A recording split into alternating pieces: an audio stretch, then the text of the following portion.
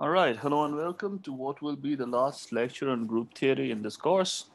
So we have had a look at special theory of relativity in the last lecture, and I have given you a brief introduction in Lorentz transformations. So this was the form of the, when we look at transformations which are in the xt plane. This is the stuff that you're looking at. These are Lorentz transformations. And when the speed of light goes to infinity, these reduces to usual non-relativistic physics that we know. These Lorentz transformations reduce to Galilean transformations. We showed you what the invariant line interval was, and pointed out that this is very similar to rotations you will see in the assignment that you're going to get, that these are actually having even more close to each other than you would think. So what happens is so this is you define x dot x as this guy x transpose eta x, where eta is given by this thing, this 4x4 matrix, diagonal matrix, which is called a metric. And so Lorentz transformations are given by x goes to x prime, which is lambda times x. And by the fact that the line element remains the same, you can deduce the defining relation for Lorentz transformations as this. And then we argued that there are 6 independent solutions to this matrix lambda, and these are things that fall under 2 classes. 3 of them are rotations. These are the ones which don't do anything to the time component, change the space parts. So this is going to be SO3 when you're in d equal to 4, and the others are Lorentz boosts. For example, if you're looking at the boost along the x-axis, this is given by something like this. This just follows, for example, from the from what we had done earlier from here, right? Okay, so these so you can equivalently have a boost along the y-axis or along the z-axis. So now, we said that there are these two ways, these two parameters that determine the space of all these sort of Lorentz transformations. One is the determinant of lambda, which can be plus minus 1, or the second thing was lambda naught naught, which can either be greater than equal to plus 1 or less than equal to minus 1. By this, you can define 4 disconnected pieces of the parameter space. So these are the four were the proper. So we define some sort of nomenclature. The full Lorentz group, proper Lorentz transformations, improper ones, orthochronous ones, and non-orthochronous ones. In physics, we will be mostly interested in what is called the restricted Lorentz group, for which the determinant is 1 and lambda naught naught is greater than plus 1. Okay, with that, very quick recap, what we want to do now is we want to understand the generators of the transformation. So let's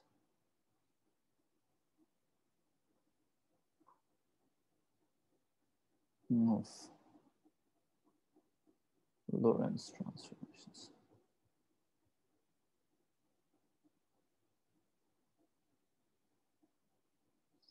So that we can figure out what the algebra is as well. So we want to address this now. So remember, eta mu nu, lambda mu rho lambda nu sigma. This is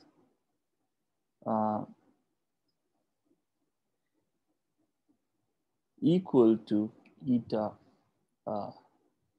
rho sigma. This is the defining relationship.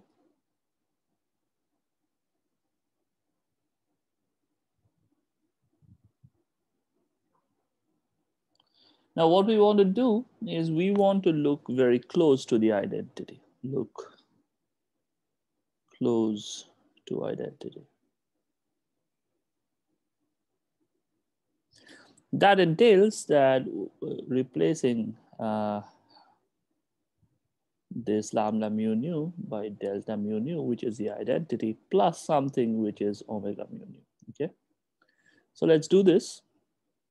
So what do we get? We get eta mu nu times delta mu rho plus omega mu rho into delta nu sigma plus omega nu sigma. This is equal to eta rho sigma. So this essentially becomes, the first term is eta rho sigma. And the next term is eta mu nu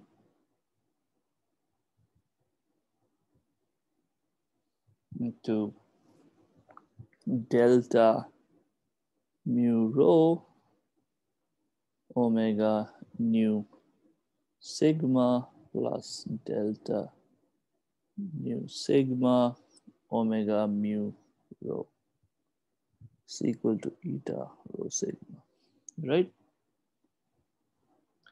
So this essentially means when the dust settles, this is omega rho sigma plus omega sigma rho is equal to 0.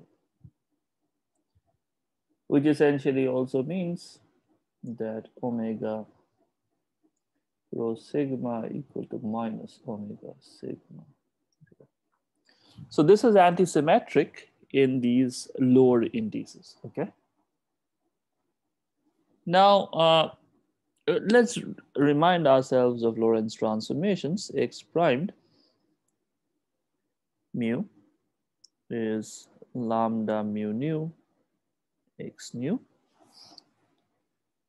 This, a manner of writing will be 1 plus omega mu nu into x nu, which is equal to x mu plus omega mu nu x nu. Okay, so delta of x mu, which is x prime mu minus x mu, this is nothing but omega mu nu x nu.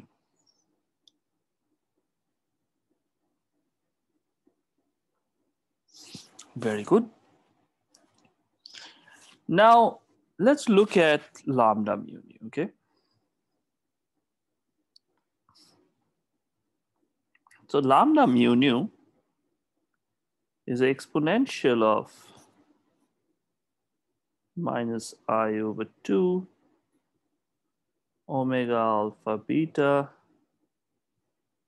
m alpha beta.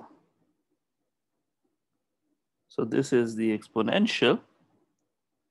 So we are exponentiating this guy where m is something that takes values in the Lie algebra, and we are exponentiating it, and this is the mu nu index of that, okay? Here m alpha beta are 4 cross 4 matrices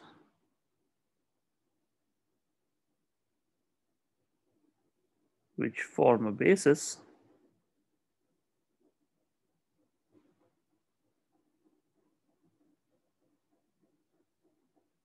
of the Lie algebra of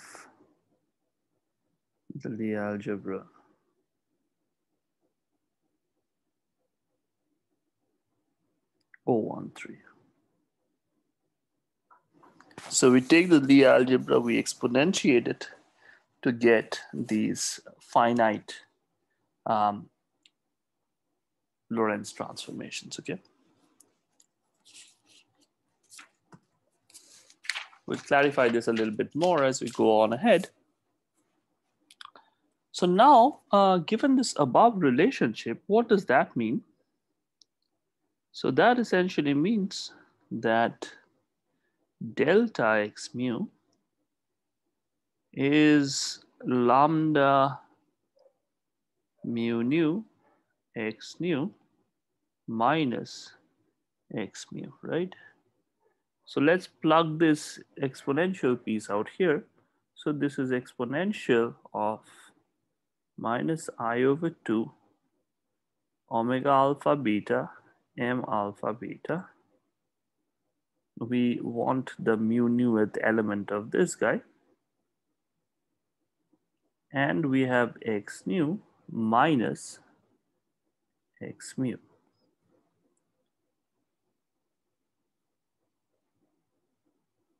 Okay.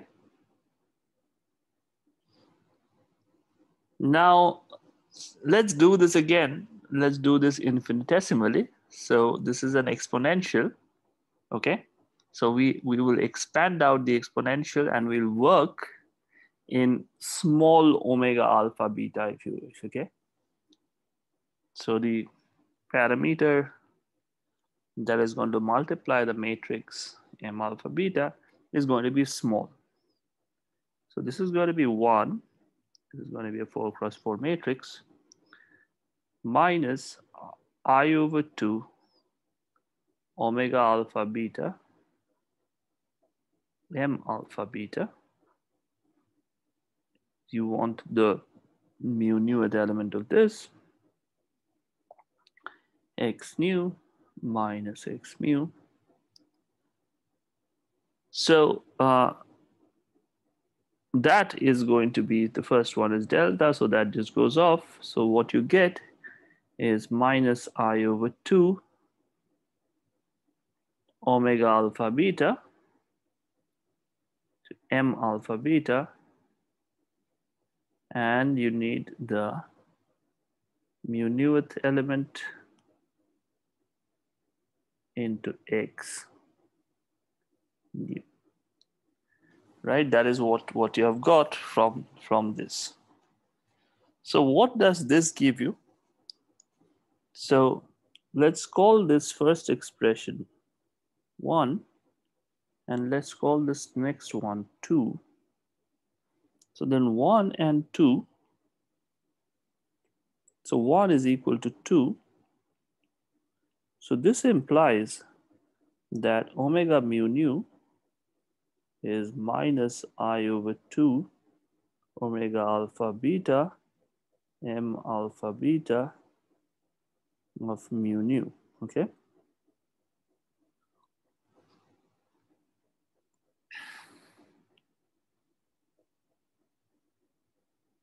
Let's make sure that we can actually fit in another line. So I'm going to take this above here. So that implies, if you wish, that m alpha beta, the mu nuth element of this, is nothing but I times eta beta nu delta nu minus eta alpha nu delta beta mu. So this should be pretty obvious from here. And one way to really cross check it is just put back this expression in red into the above equation and check that the left hand side and right hand side match up.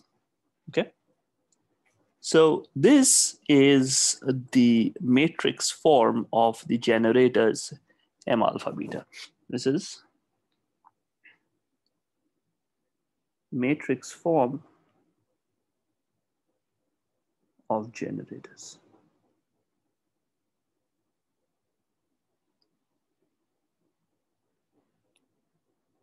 m alpha beta. Okay. Now let's derive this explicitly. Okay, let's derive this explicitly. So let's start.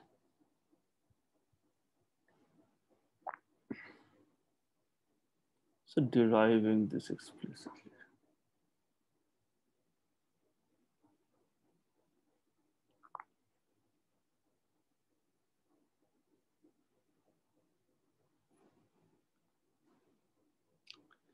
So you want to look at each lambda, and these lambda will be in, so for each lambda that belongs to O13 can be written as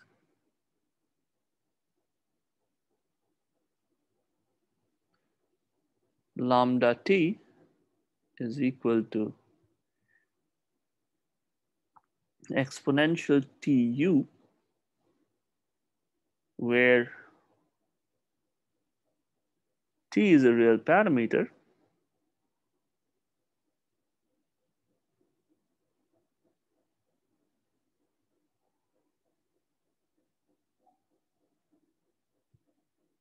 and u belongs to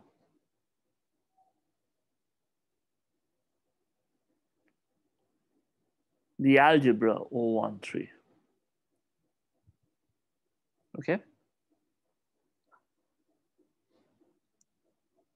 very good. Now, so let's try to work this out. So lambda t transpose eta lambda t is what is eta. Of course, this is how this is defined. So let's do this. So this is exponential of tu transpose eta exponential of tu is equal to eta, right?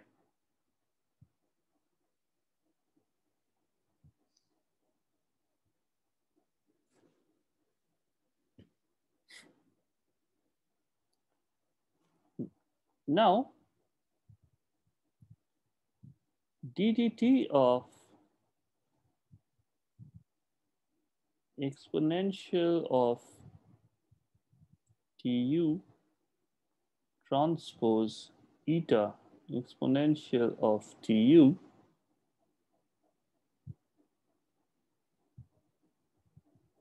at t equal to 0 is equal to 0, right? And we can obtain Lie algebra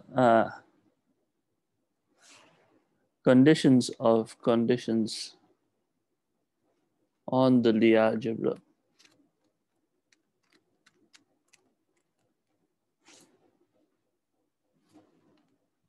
elements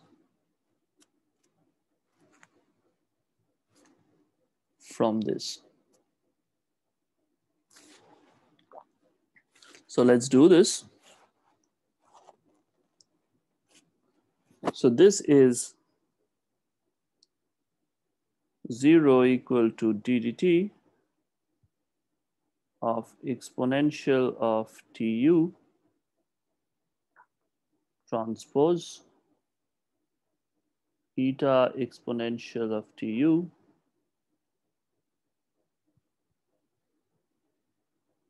at t equal to 0 plus exponential of tu transpose eta ddt of exponential of tu at t equal to 0. This is equal to 0, right?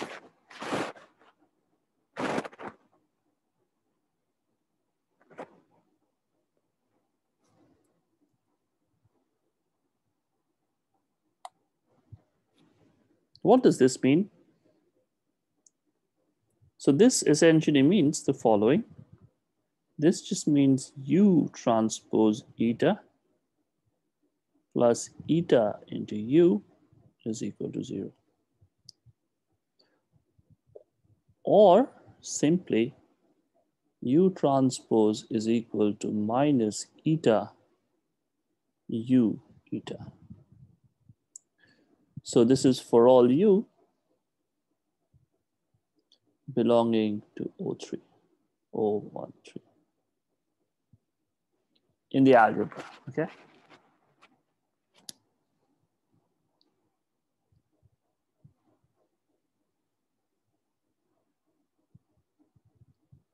So if this is the defining relation, so U transpose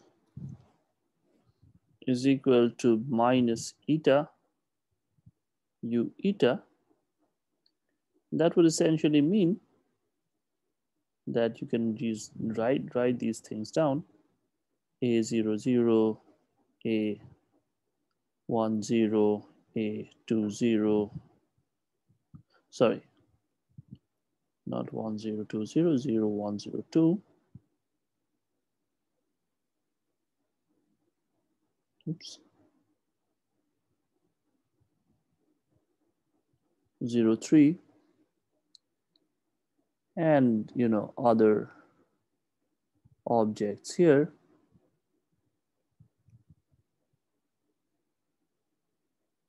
This is minus of 1 minus 1 minus 1 minus 1.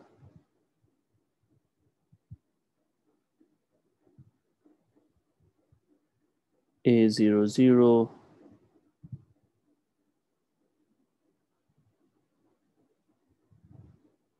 and the rest of the guys.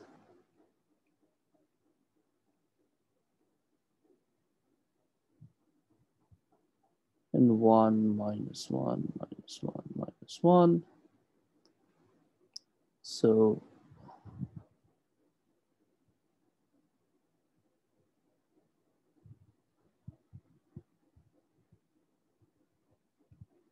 just make this a little cleaner so that one doesn't think. So from here you can read off that something like A00 or A11 or A22 or A33, this is always going to be 0. And A0I0 will be equal to A0I, and Aij will be equal to minus Aji. So a typical U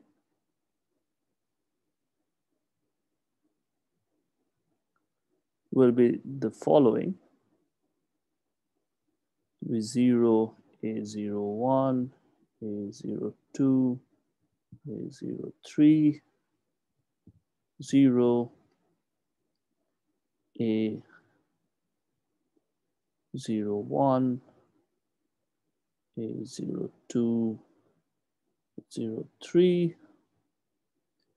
So this is going to be minus A12 and A13.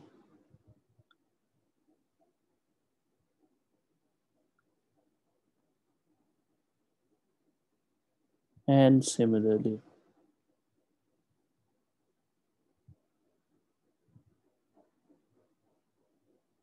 So this is going to be a typical U.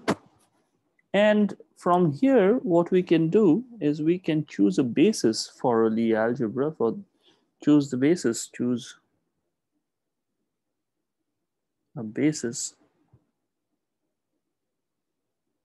for the Lie algebra.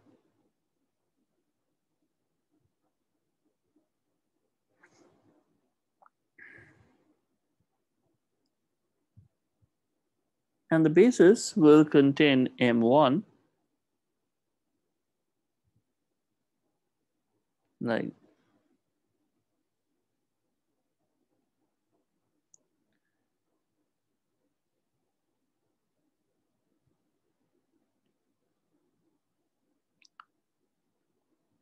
it's clear what these guys should look like, right? So these would be independent. So these are again 6 independent entries. So there will be 6 independent matrices which you write down here.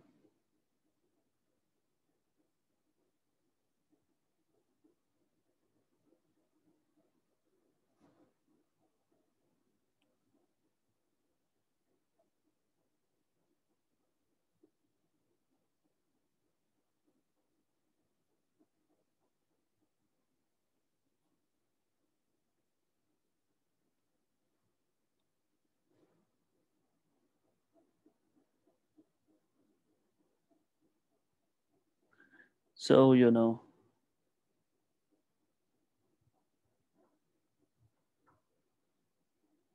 so these are 3 of them.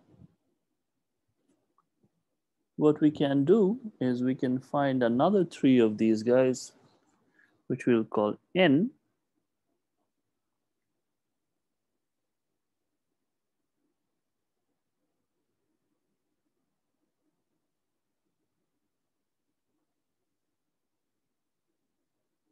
Again, there'll be 3.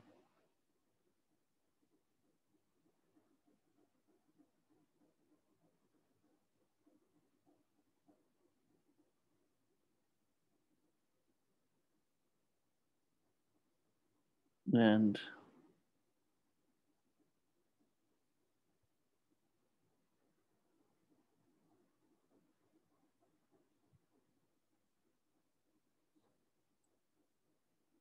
yeah, just for the sake of, you know, consistency, let me rub out these zeros and put a big 0 here, okay? So it should be very clear that the algebra of the n's is mi mj is epsilon ijk mk, ni with mj gives you minus epsilon ijk nk, and interesting enough, ni with nj actually closes to mk.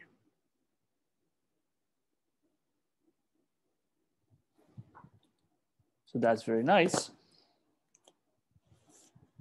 It's clear that mi transpose is equal to minus mi. It's clearly antisymmetric.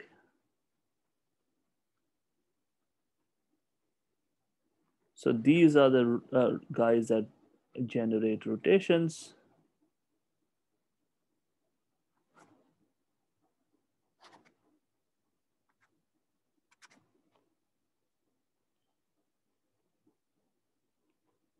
On the other hand, ni dagger is equal to ni. These are symmetric. And these generate boosts.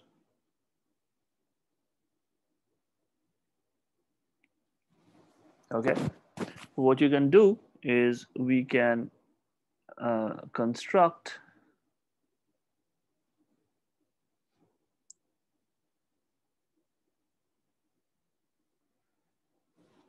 Hermitian generators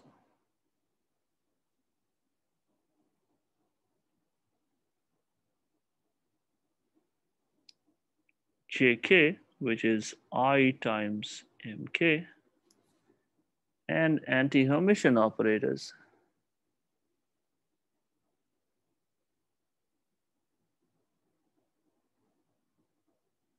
generators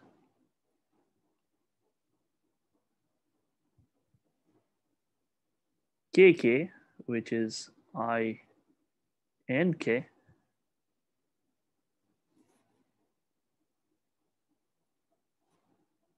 and then this becomes of a more familiar form, Ji Jj is I epsilon I j k j k,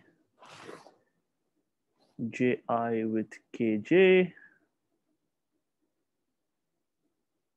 becomes I epsilon I j k k k, and ki with kj becomes minus I epsilon I j k j k. And so then what you can do is you can define epsilon k I j m I j as jk, and epsilon m0I as minus ki, and then m alpha beta becomes of the form of the known for minus k1 minus k2 minus k3 k1 k2 k3 0 j3 minus j2 minus j3 0 j1 j2, sorry,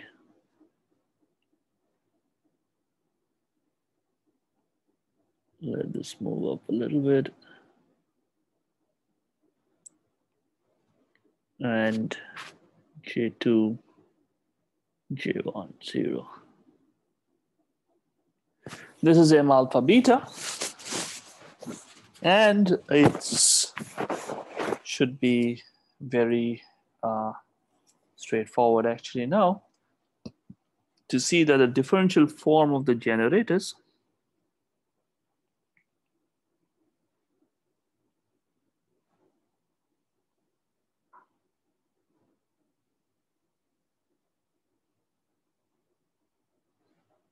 is mu nu is I del mu x nu del mu minus x nu del mu, and the algebra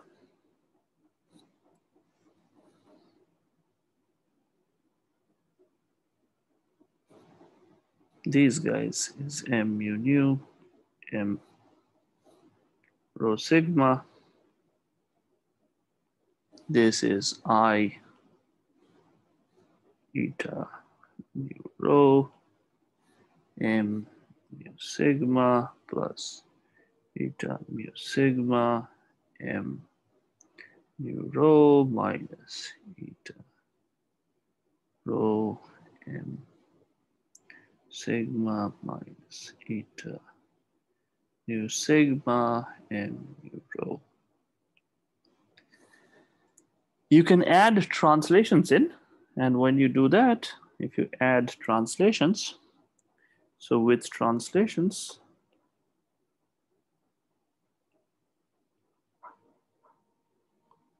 this is the Poincaré group.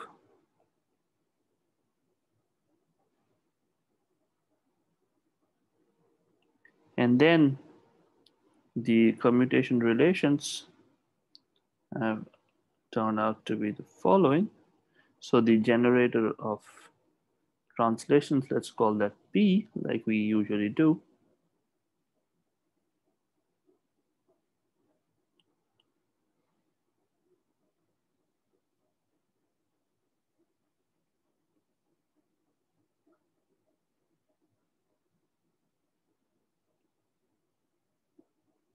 So this is, and of course, P nu is equal to 0. Of course, where P mu is given by minus I del mu.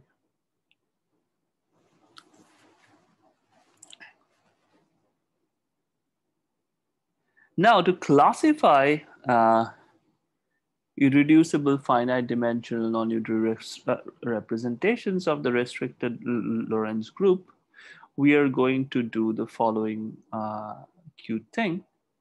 is that we are going to decompose this in into a direct sum of SU2 algebras. And but this is going to be only true for the complexified version. Okay, so let's just quickly see this. I mean, again, I could have spent a long time on this, but let's just say to classify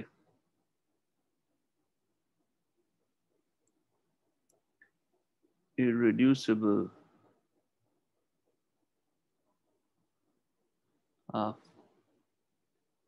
finite dimensional non-unitary reps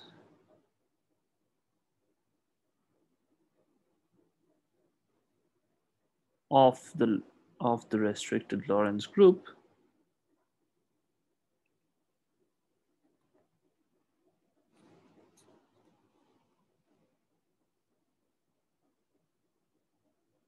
define the following. We find SI as half of JI plus I KI and TI as half of JI minus I KI. If you do that, then you see that this becomes two SU2s, SI with Sj becomes I epsilon ijk sk, Ti with Tj becomes I epsilon ijk tk, and Si with Tj, sorry, that's T, becomes equal to 0. So SO3, the algebra SO 1, 3 or 3, 1, whatever you wish, decomposes into the direct sum of two SU2, the algebras. But remember, these are complexified, okay? So this only holds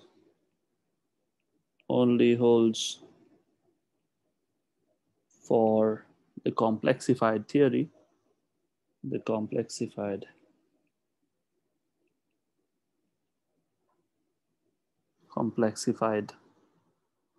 algebra.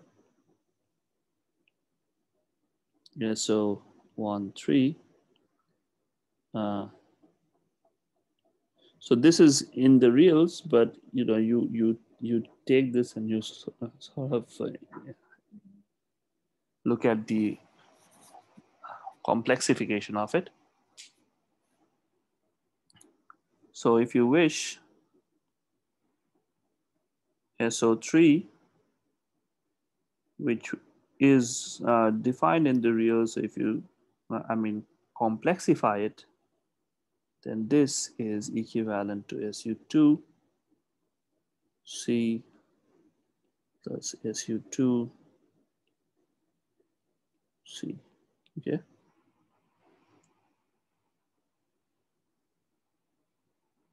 Very good. Finally,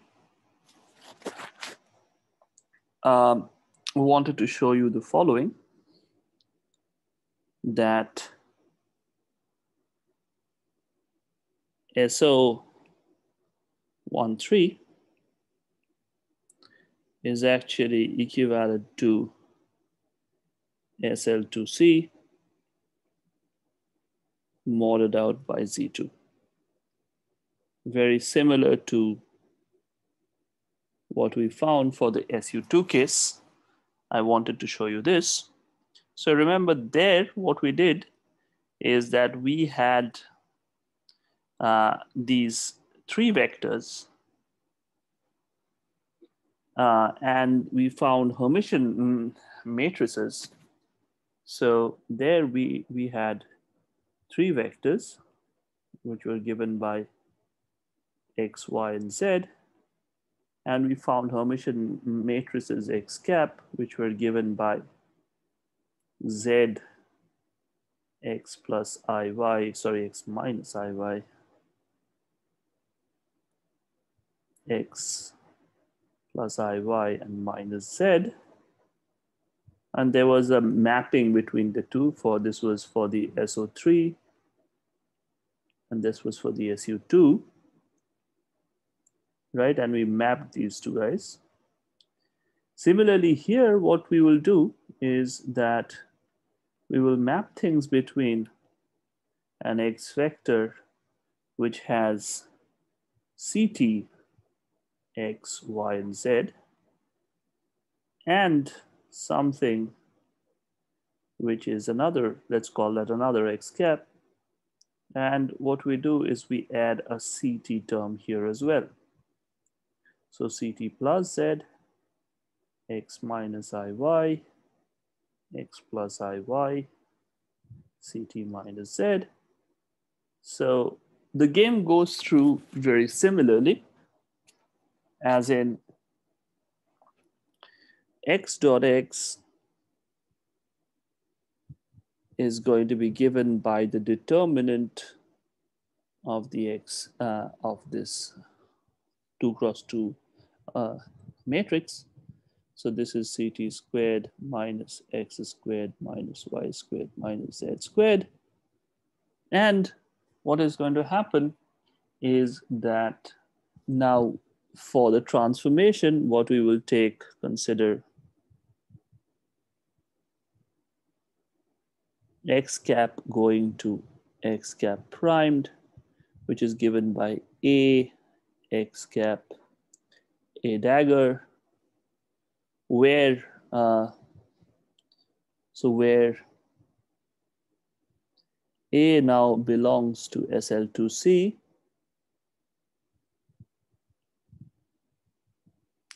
and this essentially means that X cap, so X cap equal to X cap dagger would essentially amount to saying X cap primed is equal to X cap prime dagger. So X cap prime also describes a point in Minkowski space.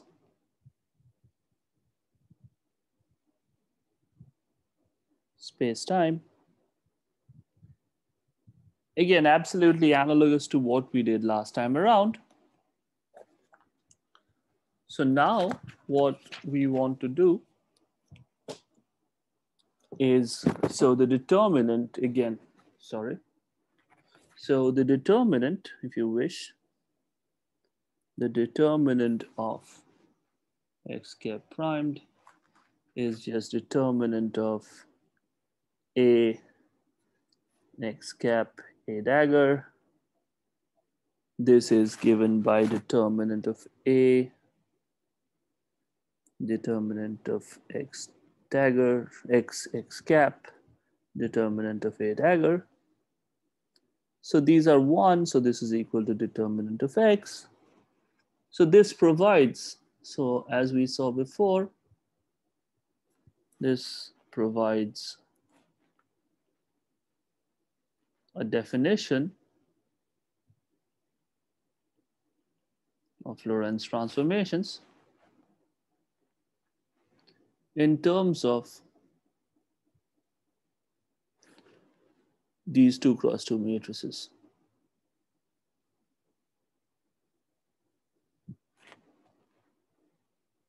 So remember that general 2 cross 2 matrices would have 4 complex entries.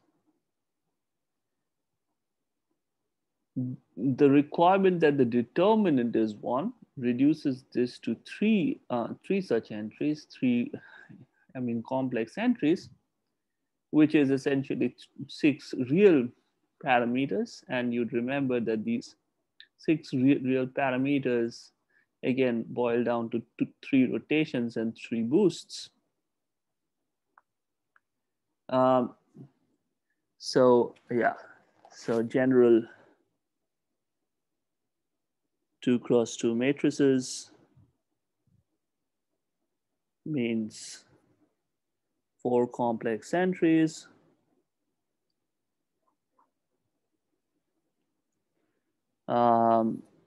Determinant equal to 1 implies 3 complex entries, complex or 6 real entries, which is 3 rotations plus 3 boosts. Again, if you want to look at the dimensions of SO13 and SL2C, these are equal, but they are not the same group. As you remember from the other discussion that we had, SL2C is going to be twice as large, and this is, so A and minus A will implement the same Lorentz transformation. So SL2C is the double cover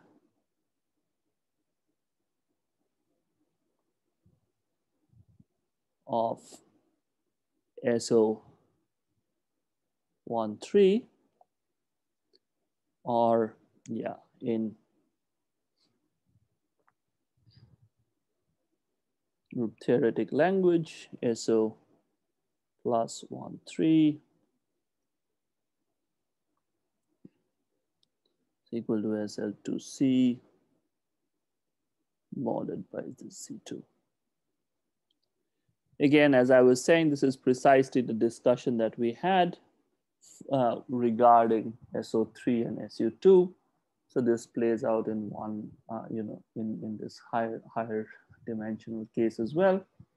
And yeah, so that is what I wanted to say.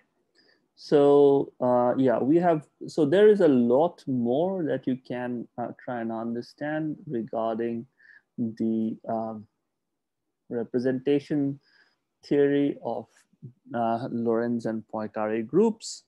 For those of you who are interested, I recommend Weinberg's Quantum Field Theory 1 book.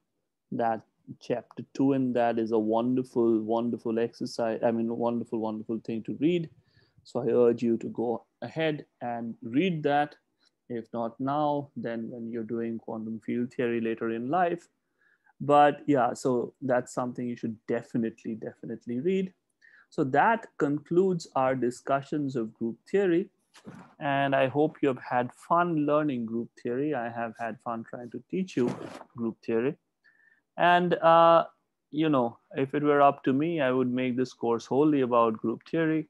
But fortunately or unfortunately, it's not entirely up to me. So we will stop with group theory here. So we have in the section of Lie groups and Lie algebras paid particular attention to SU2s. And then we have dabbled a little in the rest of the things. So yeah, that'll be all. And we will be starting with our lectures on the other subjects in a few days' time. Thank you, and that'll be all. Bye-bye.